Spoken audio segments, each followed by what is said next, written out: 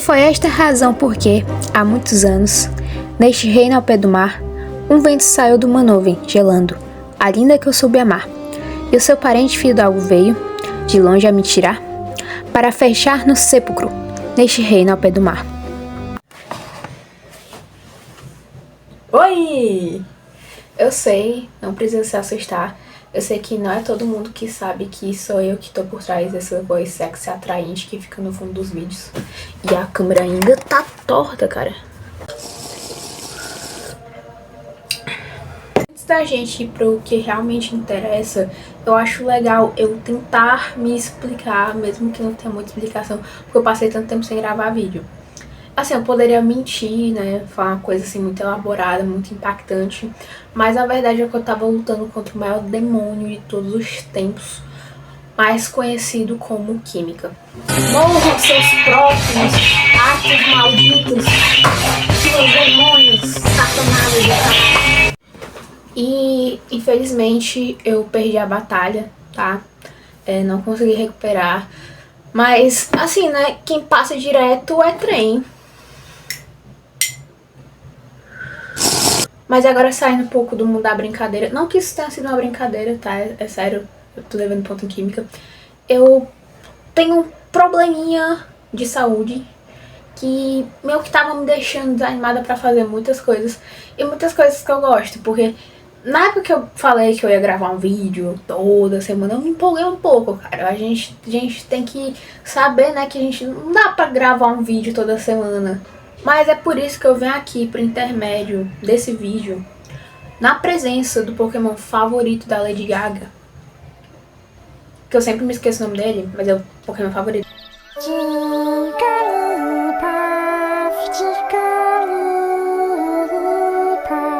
da Lady Gaga, desvendar pra vocês o umbral mais sombrio, misterioso e literário de todos os tempos, que também é conhecido como meu diário. Cara, aqui estão os pensamentos mais sombrios, as obras artísticas mais cobiçadas, desde, sei lá, Picasso. E ela vai ser tudo aqui, ó, pra vocês, entendeu? Vou jogar assim na cara de vocês, assim, ó. E todo mundo vai ficar abismado. E eu não tô fazendo esse vídeo por preguiça de fazer roteiro. É sério, eu tava fazendo os roteiros bons. Mas é porque, cara, eu preciso desleitar minha mente. Minha mente tá muito cheia, eu tenho que botá-la pra fora. Então a gente vai começar pelo dia 29 de junho de 2026. A expressão, ela veio se arrastando, nunca se aplicou a nenhuma outra pessoa quanto a mim nesse momento. Eu não acho que essa palavra deveria ser associada a um mero substantivo, com um vago significado. Recomeçar não é apenas sobre falhar em algo e ter que começar de novo. Não é só sobre deixar velhos hábitos para trás ou largar aquele vício que insiste em nos circundar. Beleza, aqui eu já fiz um paralelo, né? Pra mim, recomeçar é outro negócio. Talvez seja tudo isso, junto com a sensação de luto por uma versão anterior de você mesmo que morreu. Uou, pesou bastante, Lara. Achei desnecessário. Depois de dias chorando, dormindo por mais de 10 horas seguidas, mandando mensagem pro meu ex-amigo e sufocando minha melancolia, eu tomei uma decisão. Recomeçar. Ok. Isso é absurdamente óbvio e clichê. E provavelmente eu já fiz isso 1 bilhão de vezes. Mas falhar em recomeçar e ter que começar de novo não é meio redundante? A verdade é que cada tentativa foi simulada. Cada chance que eu mesma me concedia, uma versão melhor que a anterior estava sendo moldada. Uma versão melhor, mais infeliz e no final mais acabada. Eu não entendi, cara. Eu tava tentando desmotivar quem? Porque isso aqui não é uma motivação, isso aqui é uma desmotivação. Você tá triste, você lê isso, você fica... Você se mata, né? Enfim. Mas você acha que acabou? Não acabou, tem mais. Eu realmente gostaria de desvendar a linha tênue entre motivação sobrenatural e desistência imediata, que eu vivo toda vez com asteroide, entre parênteses, problema, atingir minha base espacial, entre parênteses, vida, e desestabiliza toda a minha noção daquilo que eu chamo de normalidade. O mais irônico é que nessa imensidão de estrelas, litros oceânicos e amaranhados de pessoas, a telecomunicação com um indivíduo admirável que anteriormente me relacionei, entre parênteses, não posso dizer essa palavra, vem me auxiliando muito nesses temores. Talvez alguém, depois de te ter no seu pior e permanecer de certa forma, seja a maneira mais verídica de fraternidade. Sou grata por ele ter me ensinado o que é amar. Caralho, que profundo. Calma aí que eu vou explicar isso, tá? Vou fazer um pronunciamento. Esses dias eu venho tendo muita crise existencial porque eu tô quase fazendo 17 anos. Movimento notas, eu só tenho 17. E pra mim essa é uma idade muito uou! Porque se me falassem uns 4 anos atrás que eu ia chegar nos 17, eu ia rir na sua cara, cara. Era uma coisa muito... Tipo assim, pra mim, eu com 13 anos, chegar nos 17 era a mesma coisa de dizer que um pinguim sabe voar. E cara, nesse dia específico que eu escrevi essa porra aqui, foi um dia que não teve nada na escola e eu tava brisando muito. E eu tava realmente necessitando de um recomeço, porque eu pensei, meu Deus, eu tô muito infeliz com não com a vida que eu tô levando, mas com os pensamentos que ela tá me levando a ter. E tipo assim, mano, eu vi a necessidade de expressar de alguma forma que foi escrevendo, que foi a coisa que eu sempre fiz e sempre gostei de fazer. E o motivo de eu estar me disfarçando é porque eu tava muito parecida com aquela personagem daquele desenho animado do Zero, a Sarah, e eu não queria me parecer com ela. Eu gosto dela, mas é porque eu...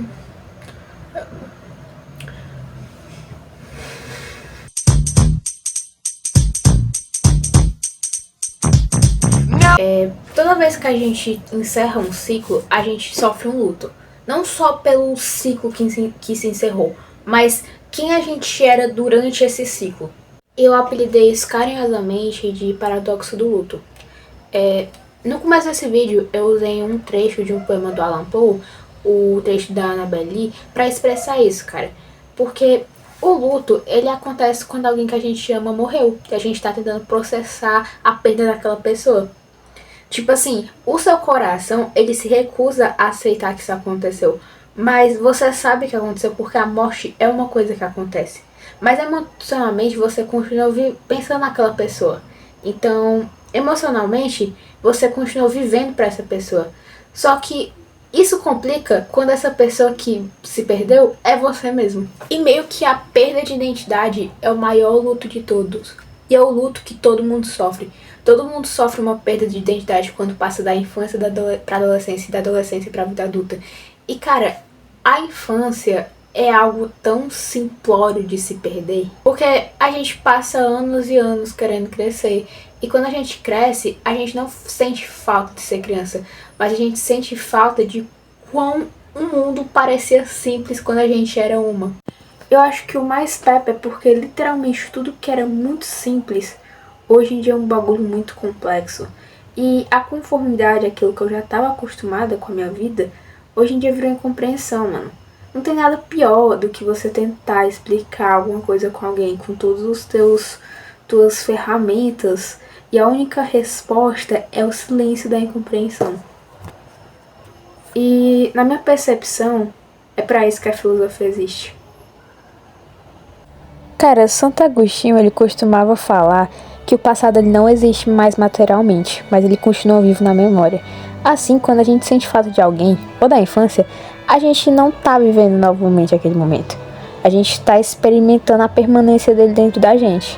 Isso explica o paradoxo do luto. Algo pode ter acabado e ainda assim continua influenciando quem somos hoje. Durante uma conversa com um amigo meu, eu ainda tentei citar Heráclito com aquela famosa frase: ninguém entra 2 vezes no mesmo rio. Porque tudo muda constantemente, inclusive nós mesmos. A infância, ela não pode ser recuperada porque a pessoa que viveu já não é a mesma. O fato de você amadurecer transforma a tua maneira de enxergar a realidade.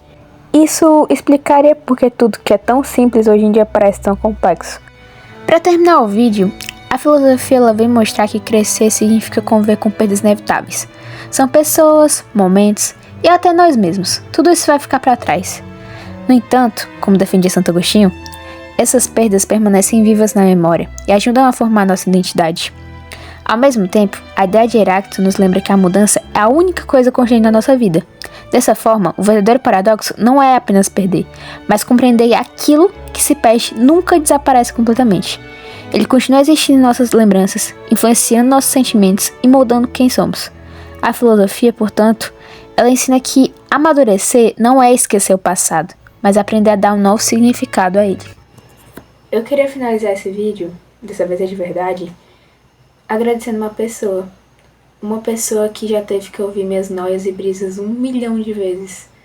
E nesse silêncio ensurdecedor da incompreensão, isso é um barulho de esperança de quem tenta te entender. E eu também queria me desculpar por todas as vezes que eu magoei essa pessoa e já falei alguma coisa que eu não mereci ouvir. Porque é por causa desse tipo de gente que entende, escuta e reflete que esse canal existe. E é isso, rapaziada. Se você conhece alguém assim, valorize ela. E até o próximo vídeo.